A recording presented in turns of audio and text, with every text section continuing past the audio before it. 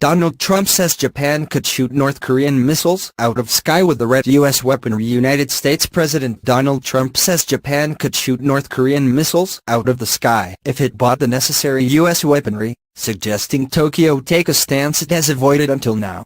North Korea is pursuing nuclear weapons and missile programs in defiance of UN Security Council sanctions and has made no secret of its plans to develop a missile capable of hitting the U.S. mainland.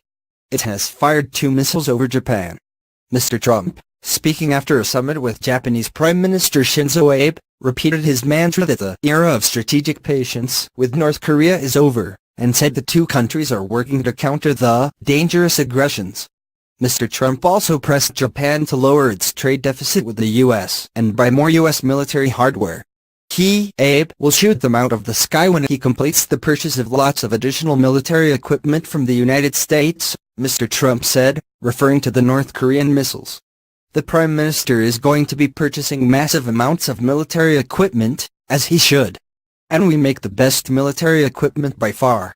Mr. Trump was replying to a question that was posed to Mr. Abe, namely how he would respond to a quote from Mr. Trump in a recent interview in which he said Japan was a samurai nation and should have shot down the North Korean missiles. Mr. Abe, for his part, said Tokyo would shoot down missiles if necessary. Japan's policy is that it would only shoot down a missile if it were falling on Japanese territory or if it were judged to pose an existential threat to Japan because it was aimed at a U.S. target. The U.S. president is on the second day of a 12-day Asian trip that is focusing on North Korea's nuclear missile programs and trade.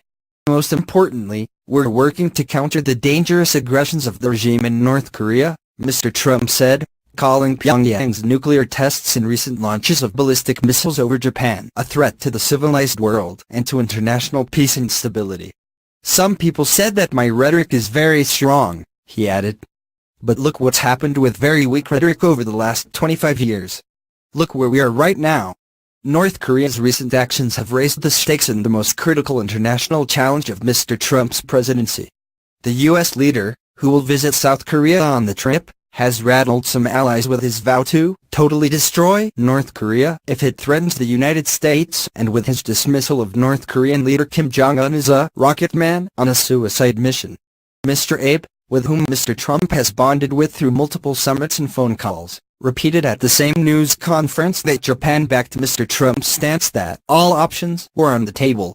All eyes on Trump. Donald Trump is embarking on his first Asian tour, and the U.S. president will have to be on his best behavior, the ABC's correspondents write.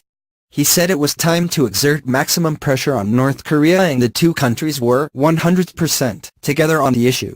Chinese Foreign Ministry spokesman Hua Chunying, in response to Mr. Abe's comments, said that the North Korean situation was already extremely complex, sensitive and weak. We hope that under the present circumstances, all sides' words and actions can help reduce tensions and re-establish mutual trust in getting the North Korean nuclear issue back on the correct track of dialogue and negotiations, she said. On the economic front, Mr. Trump said he was committed to achieving free, fair and reciprocal trade and wants to work with Japan on the issue. America is also committed to improving our economic relationship with Japan, he said. We seek equal and reliable access for American exports to Japan's markets in order to eliminate our chronic trade imbalances and deficits with Japan. Earlier, speaking to Japanese and U.S. business executives, Mr. Trump praised Japan for buying U.S. military hardware. But he added that many millions of cars are sold by Japan into the United States, whereas virtually no cars go from the United States into Japan.